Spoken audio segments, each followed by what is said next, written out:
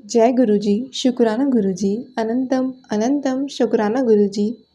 संगत जी, आज का सत्संग संतोष सिंह अंकल जी का आप सभी के साथ शेयर करूंगी। जैसे अंकल जी ने लिखा है वैसे ही मैं आपको बोलकर सुनाऊंगी। सत्संग बोलने में कोई भी गलती हो जाए तो माफ़ कीजिएगा संगत जी, गुरुजी माफ़ कीजिएगा। सबसे पहले गुरुजी का मंत्र जाप करेंगे। ओम नमः शिवाय, शिवजी सदा सहाय। ओम नमः शिवाय, गुरुजी सदा सहाय। अंकल जी कहते हैं, मुझे गुरुजी के प्रथम दर्शन दिसंबर 1995 में हुए, जब मैं अपने एक घनिष्ठ मित्र श्री राजपूत के पुत्र के विवाह पर आयोजित समारोह में भोज पर गया था। संगत जी, मुझे और मेरे परिवार को जालंधर, पंचकुला, चंडीगढ़ और दिल्ली में गुरुजी के दर्शनों का सौभाग्य प्राप्त होता रहा है। 2006 की बात है, जब मैं दिल्ली में उनके दर्शन हमें 2 साल के बाद हुए। इस अवधि में हम उनके आदेश के अनुसार उनके पास नहीं गए थे। गुरुजी के साथ हमारे वर्षों के अनुभव से मैं कह सकता हूँ कि वह हमारे युग के सच्चे महापुरुष हैं।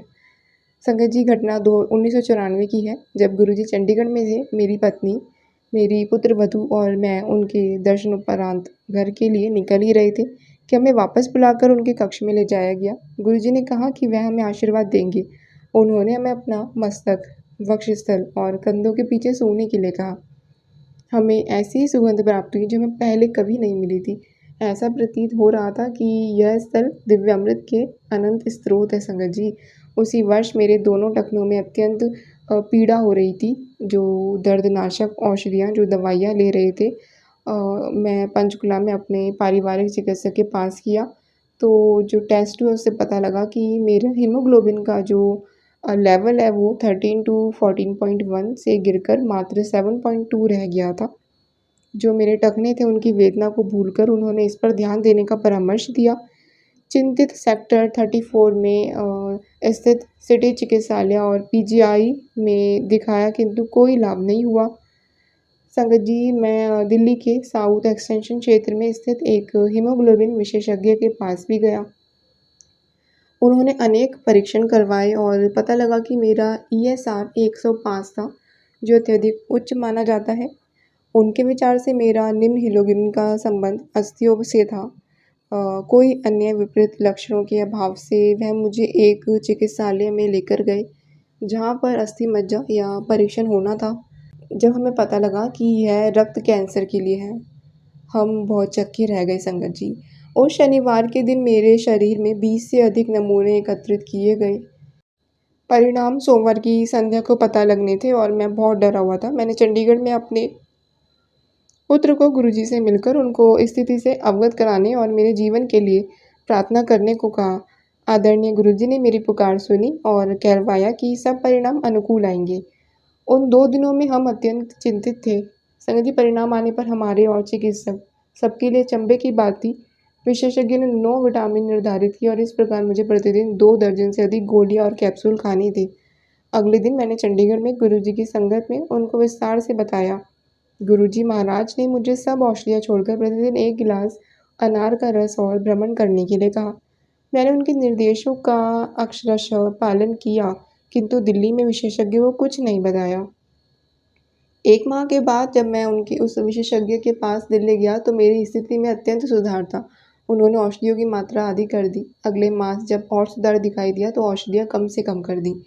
संगत जी, गुरुजी को जब इतने सुधार के बारे में बताया गया तो उन्होंने अनार का रस बंद करने को कहा। जीवन में आनंदित रहने और जब इच्छा हो विस्की पीने को कहा। उनकी दया से मैं उनके निर्देशों का पालन कर रहा हूँ और सामान्य जीवन व्यतीत कर रहा हूँ।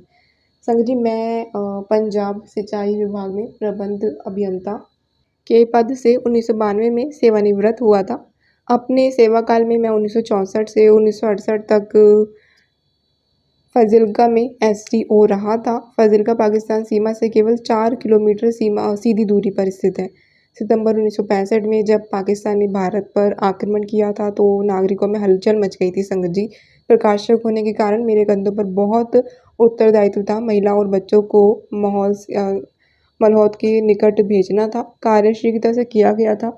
इस अवधि में मैंने सोचा कि सेना के साथ भी मुझे कार्य मिला और उनके साथ भूमि में खुदे हुए उनके बंकरों में भी रहा, क्योंकि शहर पर सीमा पार से बमबारी हो रही थी संगत जी। और असैन्य अधिकारी होते हुए यह मेरे कार्यक्षेत्र में नहीं आता था, किंतु मैंने ऐसे संकट भरे वातावरण में कार्य किया था। ऐसी सेवाओं के लिए पंजाब सरकार और रक्षा विभाग से मुझे प्रशंसा पत्र और समय पूर्व पदोन्नति मिलनी चाहिए थी, क्योंकि पंजाब सरकार ने ऐसा नहीं किया था। तो इस भेदभाव के लिए मैंने न्यायालय में आवेदन किया था। जब से मैं गुरुजी से मिला था, वह मुझे सदा मुख्य अभियंता कहकर संबोधित करते थे संगत जी। मैंने उनको बताया था कि मैं प्रबंध अभियंता के पद से सेवानिवृत्त हुआ हूँ, पर उन्होंने मुझे कहा कि मुझे शीघ्र ही मुख्य अभियंता की पदोन्नति प्राप्त होगी। कालांतर में न्यायालय ने मुझे समस्त सेवा संबंधी सुविधाएं दी और गुरुजी के वचन के अनुसार पंजाब सरकार ने 2004 में विशेष अधिसूचना निकालकर मुझे मुख्य अभियंता के पद प्रदान किया। संगत जी, गुरुजी की दया मेरे समस्त परिवार पर बनी रहती है। 2002 से 2003 की शीत ऋतु में भी एक दिन मेरी पत्नी और मैं एम्पायर स्टेट में गुरुजी के पास रात को 2 बजे तक थे। सर्दी बहुत हो रही थी। बाहर निकलने के बाद मेरी पत्नी ने कहा कि पिछले 1.5 घंटे से उसकी बाईं हथेली में बहुत पसीना आ रहा है। उस समय कोई भी डॉक्टर मिलने का प्रश्न ही नहीं था। कुछ गड़बड़ अवश्य थी संगत जी। अतः हम वापस गुरुजी महाराज के पास गए, उन्हें समस्या से अवगत किया। उन्होंने मेरी पत्नी का हाथ अपने हाथ में लिया और बोले कि कहाँ दर्द है? कोई दर्द नहीं है, जाओ आनंद में रहो। उनकी यह कहते ही वेदना समाप्त हो गई। अगले दिन जब हम उनके पास पहुँचे तो उन्होंने पीड़ा के बारे में प्रश्न किया। वह इतने दयालु है संगत जी। इस भौतिक और मायामोह के संसार में एक सच्चे महापुरुष का दिव्य आश्रय प्राप्त करना अत्यंत कठिन है। संतों के विस्तृत परिवार में एक को दूसरे से भिन्न करने वाले नियत तभी पता लग सकते हैं जब हम एक ऐसे संत के पास पहुँचे जिनके सदृश कोई ना हो और वह ईश्वर के वास्तविक संदेश मानवता में फैला रहे हों। दूसरों के जैसे उन्हें धन या अन्य भौतिक वस्तुओं में कोई रुचि नहीं है। वे अपनी असीमित शक्तियों का प्रयोग मानवता के कष्ट और चिंताओं को नष्ट करने में लगाते हैं। श्री गुरुजी महाराज ब्रह्म ज्ञानी हैं, जो इस नश्वर शरीर में भटके मनुष्य को सही राह दिखाने और मोक्ष प्राप्ति के सही मार्ग बताने आए हैं। हम भाग्यवान हैं कि हमने उनके बारे में सुना, उनसे मिलने का अवसर प्राप्त हुआ और उनकी कृपा से ही उनमें आस्था है। यद्यपि वह मनुष्य रूप में आए हैं, वह मनुष्य नहीं है, वह तो गुरु नानक और शंकर का अवतार है। जय गुरु जी, शुक्राना गुरु जी। संगत जी, अंकल जी ने यहीं पर अपने सत्संग को विराम दिया। बहुत ही प्यारी गुरु जी की ओल्ड संगत का हमने सत्संग सुना, जिन्होंने बहुत ही प्यारी गुरु जी की ब्लेसिंग इस सत्संग में हमें दी है। शुक्राना अंकल जी।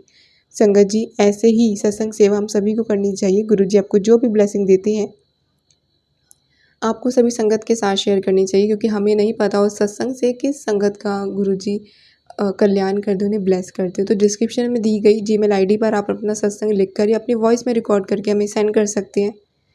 गुरु जी की इच्छा से आपका सत्संग सभी संगत के साथ ज़रूर शेयर किया जाएगा। संगत जी, सत्संग सेवा से कभी पीछे मत हटिए। अब हम करेंगे अपने अगले सत्संग की तैयारी गुरु जी के मंत्र जाप के साथ। आप भी गुरु जी का मंत्र जाप मेरे साथ ज़रूर करें।